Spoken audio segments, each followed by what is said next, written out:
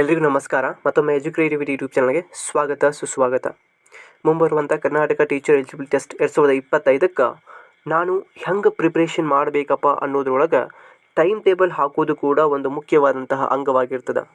ನೀವು ಓದುವಂತಹ time table ನೀವು ಯಶಸ್ಸನ್ನು ಗಳಿಸಲಿಕ್ಕೆ ಸಾಧ್ಯವಾಗಿರ್ತದೆ. ಹೌದು, ಬಹಳ ವಿದ್ಯಾರ್ಥಿಗಳ ಒಂದು ಕೋರಿಕೆ ಏನಂತಂದ್ರೆ, sir the best study time table, ಅದ್ರ ಜೊತೆಗೆ ನಿಮ್ಮ ಒಂದು ಒಪಿನಿಯನ್ ಸೇರಿಸ್ಕೊಂಡು ಒಂದು ಟೈಮ್ ಟೇಬಲ್ ಮಾಡಿಕೊಡಿ ಅಂತ ಕೇಳಿದರು. ಇವೆಲ್ಲ ಸಬ್ಜೆಕ್ಟನ್ನು ಇನ್ಕ್ಲೂಡ್ ಮಾಡಿ, ವಿಶೇಷವಾಗಿ ಕನ್ನಡ ಗ್ರಾಮರ್ ಮತ್ತು ಇಂಗ್ಲೀಷ್ ಗ್ರಾಮರ್, ಚೈಲ್ಡ್ ಸೈಕಾಲಜಿ ಮತ್ತು ಎನ್ವಿರಾನ್ಮೆಂಟ್ ಮತ್ತು ಮ್ಯಾಥಮೆಟಿಕ್ಸ್ ಮತ್ತು ಅದ್ರ ಜೊತೆಗೆ ರಿವಿಷನ್ ಮತ್ತು ಪ್ರಾಕ್ಟೀಸ್ ಟೆಸ್ಟ್, ಇವೆಲ್ಲ ವಿಷಯಗಳನ್ನು ಒಳಗೊಂಡು ಇವತ್ತಿನ ದಿನ ನಾನು ಕಂಪ್ಲೀಟ್ ಆದಂತಹ ಟೈಮ್ ಟೇಬಲನ್ನು ನಿಮ್ಗೆ ಕೊಡ್ತಾ ಇದ್ದೀನಿ.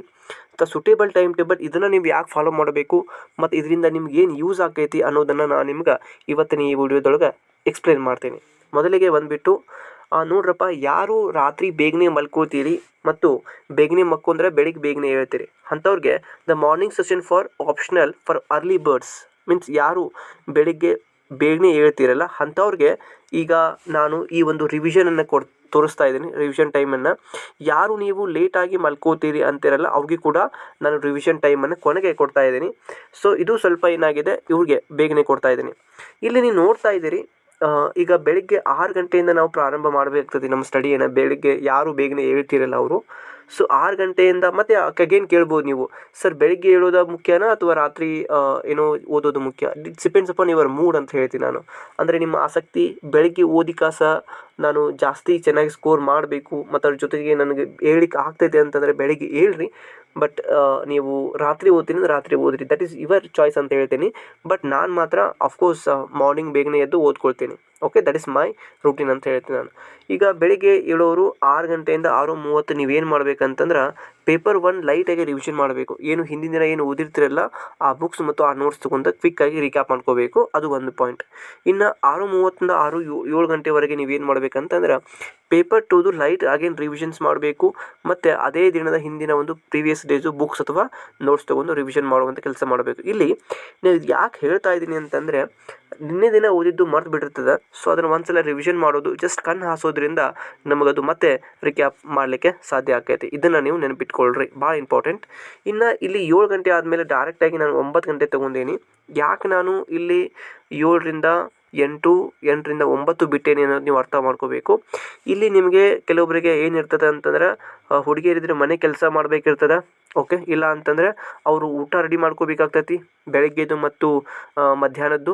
ಸೊ ಹೀಗಾಗಿ ಅದ್ರ ಜೊತೆಗೆ ಒಬ್ಬರಿಗೆ ಮನೆಯೊಳಗೆ ವರ್ಕ್ ಇರ್ತದೆ ಮತ್ತು ಕೆಲವೊಬ್ಬರಿಗೆ ಹುಡುಗರಿಗೆ ಅಲ್ಲಿ ಜಾಗಿಂಗ್ ಹೋಗೋದಿರ್ತದೆ, ಸ್ವಲ್ಪ ಎಕ್ಸಸೈಸ್ ಮಾಡೋದಿರ್ತದೆ. ಸೊ ಹೀಗಾಗಿ 7 ಗಂಟೆಯಿಂದ ಹಿಡ್ಕೊಂಡು ನೀವೇನು ಮಾಡಿರಿ, 9 ಗಂಟೆವರೆಗೂ ಕೂಡ ನಿಮ್ಗೆ ಟೈಮ್ ಇದೆ. ನೀವು ಫ್ರೆಶ್ ಅಪ್ ಆಗಿ ಅಥವಾ ನೀಟಾಗಿ ರೆಡಿ ಮಾಡ್ಕೋರಿ.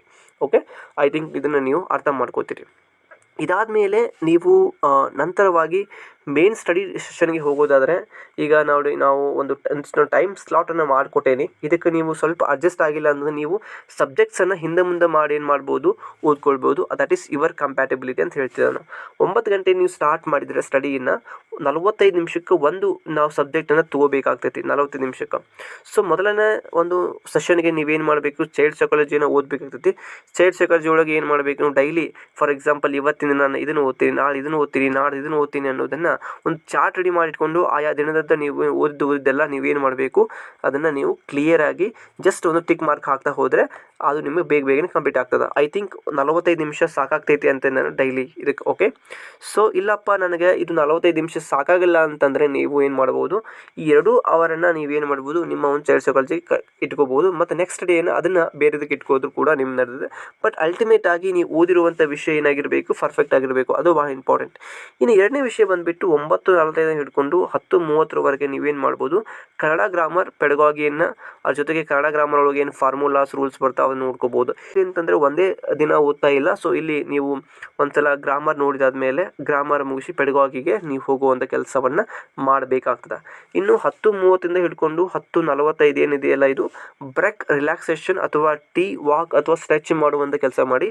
ಸೊ ನೀವು ಓದ್ತಾ ಇರುವಂಥ ರೂಮಿಂದ ಹೊರಗೆ ಹೋಗಿ ಅಲ್ಲಿ ನೀವು ಸ್ಟ್ರೆಚಸ್ ಮಾಡ್ಕೋರಿ ಮತ್ತು ಸ್ವಲ್ಪ ನಿಮಗೆ ಬೇಸರವಾದರೆ ವಾಕ್ ಮಾಡಿರಿ ಮತ್ತು ಟೀ ಕುಡೀರಿ, ನಿಮ್ಮ ಗೆಳೆಯ ಜೊತೆ ಮಾತಾಡಿ. ಮತ್ತು ಅಗೇನ್ 15 ನಿಮಿಷದೊಳಗೆ ಕೂಡ ನೀವೇನು ಮಾಡಬೇಕು, ನಿಮ್ಮ ಸ್ಟಡಿ ಟೈಮ್ ಟೇಬಲ್ ಬರಬೇಕು. 10:04 ಹಿಡ್ಕೊಂಡು 11:30 ಕೂಡ ಇಂಗ್ಲೀಷ್ ಗ್ರಾಮರನ್ನು ನೀವು ಓದ್ಕೊಳ್ಬೇಕಾಗ್ತದೆ. ಅದ್ರ ಜೊತೆಗೆ ಇಂಗ್ಲೀಷ್ ಪೆಡಗಾಗಿ ಕೂಡ ನೀವು ಸ್ಟಡಿ ಮಾಡಬೇಕಾಗ್ತದೆ. ಇದು ನಿಮಗೆ ಗೊತ್ತಿರಲಿ. ಇನ್ನು ಅದೇ ರೀತಿಯಾಗಿ 11:30 ಹಿಡ್ಕೊಂಡು 12 ಗಂಟೆವರೆಗೆ ಇದೇನು ಒಂದು 30 ಮಿನಿಟ್ಸ್ ಯಾಕೆ ಕೊಟ್ಟೇನೆ ಅಂತಂದರೆ, ಇಲ್ಲಿ ಮಾರ್ನಿಂಗ್ ಏನು ನೀವು 9 ಗಂಟೆಯಿಂದ ಓದ್ತಿರ್ತೀರಲ್ಲ, ಸೊ ಅದಕ್ಕೆ ನೀವು ಕ್ವಿಕ್ ರಿವಿಷನ್ ಮಾಡ್ಕೋಬೇಕು. ಇಲ್ಲ ಅಂತಂದ್ರೆ ಓದಿದ ವಿಷಯದ ಮೇಲೆ ನೀವು MCQವನ್ನು ರಿವೈಸ್ ಮಾಡಬೇಕು. ಅಂದಾಗ ಮಾತ್ರ ನಿಮಗೆ ಟಾಪಿಕ್ಗಳ ಕ್ಲಿಯರಾಗಿ ಅರ್ಥ ಆಗ್ತದೆ. ವಿಶೇಷವಾಗಿ 20 MCQವನ್ನು ಸಾಲ್ವ್ ಮಾಡಿದರೆ ನಿಮಗೆ ಓದಿರುವಂಥ ಎಲ್ಲ ಟಾಪಿಕ್ಸ್ ಕೂಡ ರಿಯಲೈಸ್ ಆಗ್ತೈತಿ. ಅಫ್ಕೋರ್ಸ್ ಇದು ನಿಮಗೆ ಗೊತ್ತಾಗ್ತದೆ. ಮುಂದುವರೆದು ಈವ್ನಿಂಗ್ ಸೆಷನ್ ಅಂತ ಒಂದು ಮಾಡೀನಿ ನಾನು. ಈಗ ಮಾರ್ನಿಂಗ್ ಸೆಷನ್ ಮತ್ತು ಈವ್ನಿಂಗ್ ಸೆಷನ್. ಈಗ 12 ಗಂಟೆಯಿಂದ ನಂತರ ಏನು ಮಾಡಲಿಪ್ಪ ಅಂತ ಕೇಳಿದರೆ, ನೋಡಿರಿ, ನೀವು ಏನಾದರೂ ಈ ಟೈಮ್ಸ್ ಟೇಬಲನ್ನು ನೀವು 1:15 ಕೂಡ ನೀವೇನು ಮಾಡ್ಬೋದು, ಕಂಪ್ಯಾಟಬಿಲಿಟಿ ಮಾಡ್ಕೋಬೋದು. ಬಟ್ ನಾನು ಇಲ್ಲಿ 12 ಗಂಟೆ ಯಾಕೆ ಕೊಟ್ಟೀನಿ ಅಂತಂದ್ರೆ, ನೀವು ಮಧ್ಯಾಹ್ನ 1:15 ನಂತರ ನೀವು 1:30 ಏನು ಊಟ ಮಾಡ್ತಿರಲ್ಲ, ಸೊ ಊಟ ಮಾಡಿದ ನಂತರ ನೀವೇನು ಓದ್ತೀರಿ, ದಟ್ ಈಸ್ ರಿಯಲಿ ಅದು ನಿಮಗೆ ಅಷ್ಟು ಎಫೆಕ್ಟಿವ್ ಆಗಂಗಿಲ್ಲ. ಸೊ ಹೀಗಾಗಿ ನೀವೇನು ಮಾಡ್ಬೋದು, ಬೆಟರ್ 1:30 ನಂತರ ನೀವು ಏನು ಮಾಡಬೇಡಿ, ಓದಲಿಕ್ಕೆ ಹೋಗಬೇಡಿ ಅಂತ ನಾನು ಹೇಳ್ತೀನಿ. ಯಾಕಂತಂದ್ರೆ ಅದು ಓದುವಂಥ ಸಮಯವೆಲ್ಲ. ಊಟ ಮಾಡಿದ ನಂತರ ವಾಕ್ ಮಾಡಿರಿ, ವಾಕ್ ಮಾಡಿದ ನಂತರ ಜೊತೆಗೆ ಸ್ವಲ್ಪ ನಿದ್ದೆ ಮಾಡ್ಕೊಳ್ಬೇಕಾದ್ರೆ ನಿದ್ದೆ ಮಾಡಿದಾದ್ಮೇಲೆ ಮತ್ತೆ ಅಗೇನ್ ಫ್ರೆಶ್ ಅಪ್ ಆಗಿರಿ. ಸೊ ಇಲ್ಲಿ ನಾನು ನಿಮಗೆ 4 ಗಂಟೆಗೆ ಸ್ಟಾರ್ಟ್ ಮಾಡಿರಿ ಅಂತ ನಾನು ಹೇಳಂಗಿಲ್ಲ. ಬಟ್ ನಾನು ನಿಮಗೆ ಒಂದು ಐಡಿಯಲ್ ಟೈಮ್ ಟೇಬಲ್ ಕೊಡ್ತಾ ಇದ್ದೀನಿ. 5 ಗಂಟೆಗೆ ಸ್ಟಾರ್ಟ್ ಮಾಡಿದರೆ 5ರಿಂದ 5:45 ಕೂಡ ನೀವು ಮ್ಯಾಥ್ಸ್ ಕಾನ್ಸೆಪ್ಟನ್ನು ಓದಿದರೆ ಸಾಕಾಗ್ತದೆ.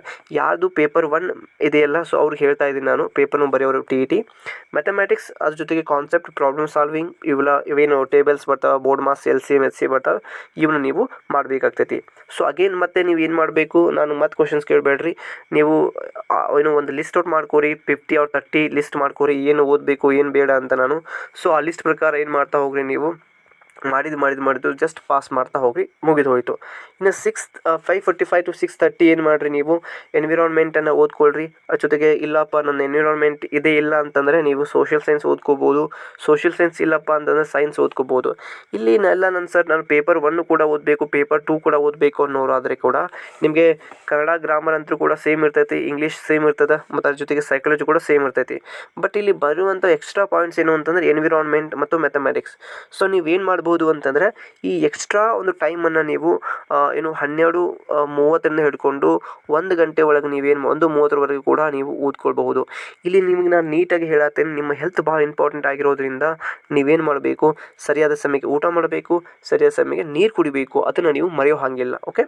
ಇನ್ನು ಮುಂದಿನ ವಿಚಾರ ಏನಂತಂದರೆ, 6:30 ಹಿಡ್ಕೊಂಡು 7 ಗಂಟೆ ಏನಿದೆಯಲ್ಲ, ಇದು ಪ್ರಾಕ್ಟೀಸ್ ಟೈಮ್ ಅಂತ ನಾನು ಕೊಟ್ಟೇನೆ. ಯಾಕಂತಂದ್ರೆ ನೀವೇನು ಈವ್ನಿಂಗ್ ಏನು ಮಾಡಿರ್ತೀರಿ 5 ಗಂಟೆಯಿಂದ 7 ಗಂಟೆವರೆಗೆ ಕೂಡ ಅದರೊಳಗೆ ಸ್ಮಾಲಾಗಿ ಒಂದು ನೀವೇನು ಮಾಡಿ ಪೇಪರನ್ನು ಬಿಡಿಸ್ರಿ. ಒಂದು 30 ನಿಮಿಷದ ಒಂದು ಟೆಸ್ಟ್ ಆಗಿರ್ಬೋದು, ಅಥವಾ 15 ನಿಮಿಷದ ಒಂದು MCQವನ್ನು ನೀವು ಎನಿ ಸಬ್ಜೆಕ್ಟ್ ಮೇಲೆ ಬಿಡಿಸಿದರೆ ಭಾಳ ಅಂದ್ರೆ ಭಾಳ ಬೆಟರ್. ಸೊ ಇದು ಒಂದು ಫ್ರಮ್ ಮಾರ್ನಿಂಗ್ ಟು ಈವ್ನಿಂಗಿಗೆ ನಾನು ನಿಮಗೆ ಒಂದು ಡೈಲಿ ಇದು ಒಂದು ಜಸ್ಟ್ ರೂಟೀನ್ ಟೈಮ್ ಟೇಬಲ್ ಕೊಟ್ಟೇನೆ. ಯಾರು ಬೆಳಿಗ್ಗೆ ಬೇಗನೆ ಏಳಕ್ಕೆ ಆಗಂಗಿಲ್ಲ ಅಂತ ಹೇಳ್ತಿದ್ದೀರಿ, ನಾನು ಲೇಟಾಗಿ ಮಕ್ಕೋತೀನಿ ಅನ್ನೋರು, ಬೆಳಿಗ್ಗೆ ಬೇಗ ಏಳದೆ ಇರುವಂಥ ಅಭ್ಯರ್ಥಿಗಳಿಗೆ ಮಾತ್ರ ಇದು ಅಂತ ನೀವು ಅರ್ಥ ಮಾಡ್ಕೊರಿ. ಸೊ 10 ಗಂಟೆಯಿಂದ ಹಿಡ್ಕೊಂಡು 10:30 ಕೂಡ ಪೇಪರ್ 1 ಏನು ಓದಿರ್ತೀರಿ ನೀವು ಲೈಟಾಗಿ ರಿವಿಷನ್ ಮಾಡ್ಕೋರಿ. 10:30 ಹಿಡ್ಕೊಂಡು 11:05 ಕೂಡ ನೀವು ಅಗೇನ್ ಮತ್ತೆ ನೀವೇನು ಮಾಡಬೇಡ್ರಿ, ಸ್ವಲ್ಪ ಅವತ್ತಿನ ದಿನದ ಪ್ರೀವಿಯಸ್ ಡೇಸ್ ಅಥವಾ ಅವತ್ತಿನ ಡೇಸ್ದು ಏನು ಮಾಡಿರಿ, ನೋಟ್ಸನ್ನು ರಿಕ್ಯಾಪ್ ಮಾಡ್ಕೋರಿ. That is very very important ಅಂತ ನಿಮಗೆ ನಾನು ಹೇಳ್ತೀನಿ. ನಿಮ್ಗೆ ಒಂದಿಷ್ಟು ನಾನು ಪ್ಲ್ಯಾನ್ಸನ್ನು ಏನು ಕೊಡ್ತೀನಿ ಅಂತಂದರೆ, ಫ್ರಮ್ ಮಂಡೇದಿಂದ ಹಿಡ್ಕೊಂಡು ನೀವು ಫ್ರೈಡೇ ಅಂದರೆ ಸೋಮವಾರದಿಂದ ಶುಕ್ರವಾರವರೆಗೆ ಕೂಡ ಈ ಒಂದು ಡೈಲಿ ಸ್ಕೆಡ್ಯೂಲನ್ನು ಫಾಲೋ ಮಾಡಿರಿ. ಮತ್ತು ಸ್ಯಾಟರ್ಡೇ ಏನು ಮಾಡಿರಿ, ನೀವು ಒಂದು ಫುಲ್ ಮಾಕ್ ಟೆಸ್ಟನ್ನು ಕೊಡ್ರಿ, ಅಥವಾ ನಿಮಗೆ ಆಯಾ ಸಬ್ಜೆಕ್ಟ್ದು 100% ಇರುವಂತಹ ಒಂದಿಷ್ಟು ಮಾಕ್ ಟೆಸ್ಟನ್ನು ಅಥವಾ ಕ್ವಶನ್ ಪೇಪರನ್ನು ಬಿಡಿಸ್ತಾ ಹೋಗ್ರಿ, ನಿಮ್ಗೆ ಐಡಿಯಾಸ್ ಬರ್ತಾವೆ. ಇನ್ನು ಅದ್ರ ಜೊತೆಗೆ ಸಂಡೇ ದಿನ ಏನು ಮಾಡಬೇಕು, ರಿವಿಷನ್ ಮಾಡಬೇಕು, ವೀಕ್ಲಿ ರಿವಿಷನ್. ಆ ವೀಕಾಗಿ ನಾನು ಏನು ಓದೀನಿ ಅಂತ ಮತ್ತು ಕೆಲವೊಂದಿಷ್ಟು ಫುಲ್ ಒಂದು ಪ್ರೀವಿಯಸ್ ಇಯರ್ ಕ್ವಶನ್ ಪೇಪರ್ನ ಬಿಡಿಸಾಕ ಟ್ರೈ ಮಾಡ್ತಾ ಹೋಗ್ರಿ, ನಿಮಗೆ ಹೆಲ್ಪ್ ಆಕೈತಿ. ಅಂದರೆ ಈಗ ಕನ್ನಡ ಅಂತ ಬಂದಾಗ ನೀವು ಕೇವಲ ನಮ್ಮ ಒಂದು ಟೀಚರ್ ಎಕ್ಸಾಮ್ದು ಅಷ್ಟೇ ಮಾಡಿದೆ, ನೀವು ಉಳಿದಂಥ ಬೇರೆ ಬೇರೆ ಎಕ್ಸಾಮ್ದು ಕೂಡ ಕ್ವಶನ್ ಪೇಪರ್ನ ಬಿಡಿಸ್ರಿ. ಓಕೆ. ಅದೇ ರೀತಿ ಇಂಗ್ಲೀಷ್ ಕೂಡ ಬೇರೆ ಕೂಡ. ಇನ್ನು ಅಡಿಷ್ನಲ್ ಟಿಪ್ಸ್ ಏನು ಕೊಡ್ತೀನಿ ಅಂತಂದರೆ, ನೀವು ಚೈಲ್ಡ್ ಸೈಕಾಲಜಿ ಮತ್ತು ಪೆಡಗಾಗಿ ನೋಟ್ಸ್ ಮಾಡುವಾಗ ಅಥವಾ ಓದೋಗ್ತಾಗ ಒಂದಿಷ್ಟು ಮೈಂಡ್ ಮ್ಯಾಪನ್ನು ಯೂಸ್ ಮಾಡ್ಕೋರಿ. ಅಂದರೆ ಈಗ ಉದಾಹರಣೆಗೆ ಇದು ಯಾರು ಕಂಡುಹಿಡಿದ್ರು, ಅದರೊಳಗೆ ಯಾವುದು ಪ್ರಾಣಿ ಯೂಸ್ ಮಾಡ್ತಾರೆ ಅದಕ್ಕೆ ಪ್ರಯೋಗಕ್ಕೆ, ಇಂಥವನ್ನೆಲ್ಲ ಕೂಡ ನೀವು ಯೂಸ್ ಮಾಡ್ಕೋಬೋದು. ಮತ್ತು DSCRT ಗೌರ್ಮೆಂಟ್ ಟೆಕ್ಸ್ಟ್ ಬುಕ್ಸ್ಗಳನ್ನು ಮಾತ್ರ ನೀವು ಫಾಲೋ ಮಾಡಿರಿ. ಯಾಕಂದ್ರೆ ಬರುವಂಥ ಪ್ರಶ್ನೆಗಳು ಎಲ್ಲೂ ಕೂಡ ಇದ್ರ ಮೇಲೇ ಬರ್ತಾವ. ನಾನು ಬೇರೆ ಯಾವುದು ಕೂಡ ಓದಬೇಡ್ರಿ ಅಂತ ಹೇಳ್ತೀನಿ. Next, use your audio recorded reading notes whenever you are walking. ನೀವು ಯಾವಾಗ ವಾಕ್ ಮಾಡ್ತೀರಿ, ಯಾವಾಗ ಟೈಮ್ ಇದೆ, ಸೊ ಅವಾಗ ನೀವು ಇಯರ್ಫೋನ್ ಹಾಕೊಂಡು ನೀವು ಕೇಳ್ಬೋದು. ಭಾಳ ನಿಮಗೆ ಹೆಲ್ಪ್ಫುಲ್ ಆಕೈತಿ. ಐ ಹೋಪ್ ಇವತ್ತಿನ ಈ ಒಂದು ವಿಡಿಯೋ ನಿಮ್ಮ ಒಂದು ಮುಂದಿನ ಟೈಮ್ ಟೇಬಲನ್ನು ಚೆನ್ನಾಗಿ ಬದಲಾವಣೆ ಮಾಡ್ತಿದೆ ಅಂದ್ಕೊಳ್ತಾ ಇದ್ದೀನಿ ನಾನು. ಈ ಒಂದು ಟೈಮ್ ಟೇಬಲನ್ನು ನೀಟಾಗಿ ನೀವು ಫಾಲೋ ಮಾಡಿದ್ದೇ ಆದರೆ ಅಫ್ಕೋರ್ಸ್ ನಿಮಗೆ ಮುಂಬರುವಂತಹ ಎಲ್ಲ ಪರೀಕ್ಷೆಗಳು ಕೂಡ, ವಿಶೇಷವಾಗಿ TET ಪರೀಕ್ಷೆ ಒಳಗೆ ನೀವು ಹೆಚ್ಚಿನ ಅಂಕಗಳನ್ನು ಗಳಿಸಲಿಕ್ಕೆ ಆಕೈತಿ. ಇದೇ ರೀತಿಯ ಮುಂದಿನ ಎಲ್ಲ ವಿಡಿಯೋಗಳ ಅಪ್ಡೇಟ್ಗಾಗಿ ನಮ್ಮ ಚಾನಲ್ನ ಸದಾ ನೀವು ನೋಟಿಫೈ ಆಗಿರಿ ಮತ್ತು ನಿಮ್ಮ